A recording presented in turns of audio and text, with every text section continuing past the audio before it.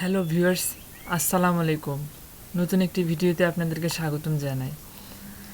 Video থাম্বনেলে যা দেখেছেন আমি চেষ্টা করছি সেরকমই তথ্য দিতে এবং সেরকমই বিষয় বলতে, কথা বলতে।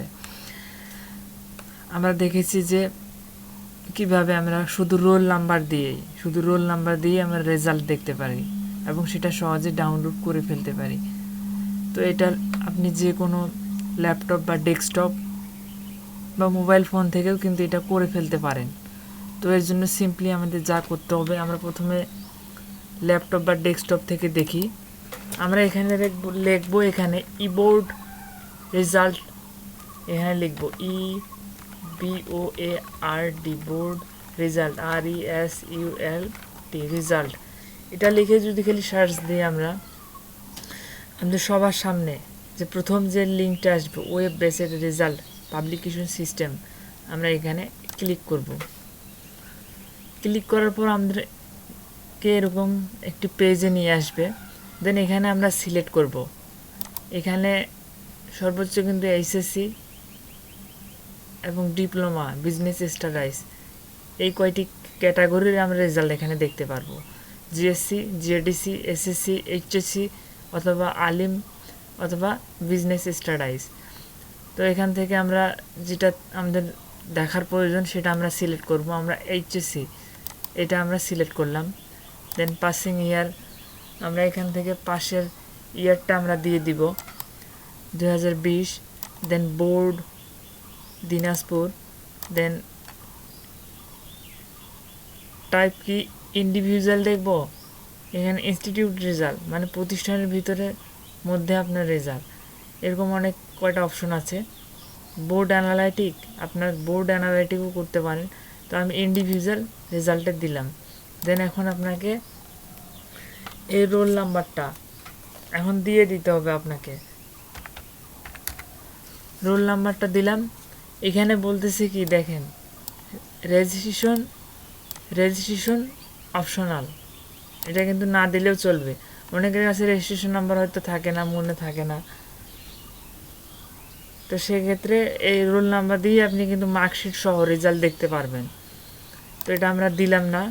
এখন আমাদের সামনে এই ক্যাপচা কোডটি এখানে লিখতে হবে। এখানে আছে 8584। তো আমরা এটা লিখব 8584। যদি কোনো কারণে আমরা না চিনতে পারি আমরা রিলোডে ক্লিক করব। রিলোডে ক্লিক করি, দেখুন যে আরেকটি ক্যাপচা দিয়ে দিছে। তাহলে আমরা ওটা টাইপ করি। টাইপ করার পর আমরা গেট রেজাল্ট এখানে ক্লিক করব। দেখুন আমাদের সামনে রেজাল্টটি চলে আসছে। রোল নাম্বার, মিল্টনের যে রেজিস্ট্রেশন নাম্বার নট শোন, এখানে আপনার রেজিস্ট্রেশন নাম্বারটি যেহেতু দেন নাই সেহেতু এখানে শো করছে না।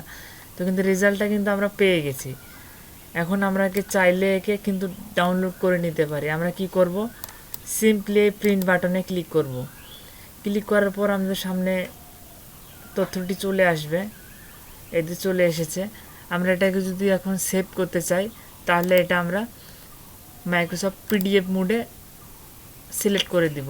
দেন এখানে প্রিন্টে আমরা ক্লিক করে দিব। দেখবো যে এটা কোথায় আমরা সেভ করতে চাচ্ছি সেটা কিন্তু অপশন চলে আসছে।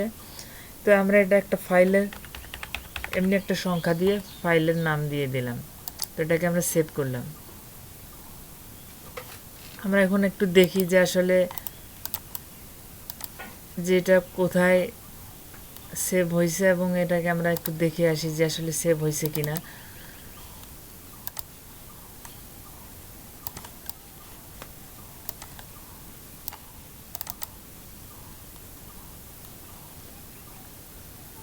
এই যে দেখুন ভিউয়ার্স, আমাদের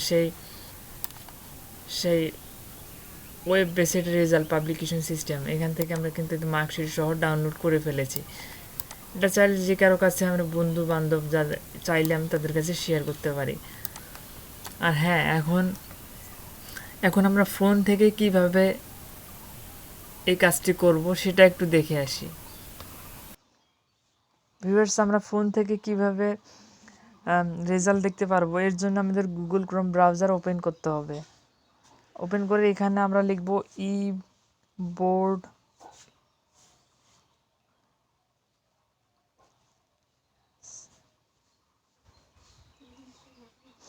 আমরা বোর্ড রেজাল্ট আমরা লিখে ফেললাম। এবার আমরা এটাকে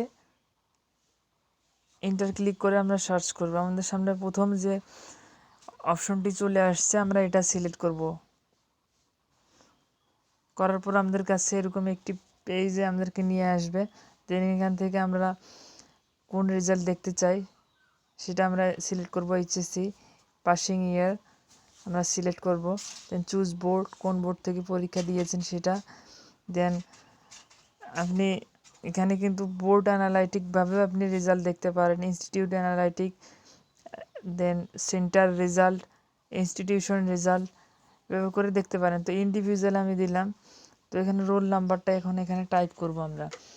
এখানে 146820 এবং আমাদের এটা অপশনাল রেজিস্ট্রেশন নাম্বার ছাড়া যেহেতু আমরা দেখতে যাচ্ছি, আমাদের ক্যাপচা কোডটি এখানে আমাদের লিখতে হবে 1554। যদি কোনো কারণে আমরা ক্যাপচা কোডটি না চিনতে পারি তাহলে আমরা রিলোডে ক্লিক করে আমরা পরিবর্তন করতে পারি। দেন এখানে আমরা ক্লিক করব গেট রেজাল্ট। আমাদের সেই রেজাল্টটি আমরা চেক করে দেখব যে আসলে এটা আমারই কি না। তারপর আমরা যেটা করব সেটা হচ্ছে প্রিন্টে আমরা ক্লিক করব। ক্লিক করে আমরা এটা পিডিএফ আকারে পিডিএফে ক্লিক করে আমরা এটা সেভ করে দিব।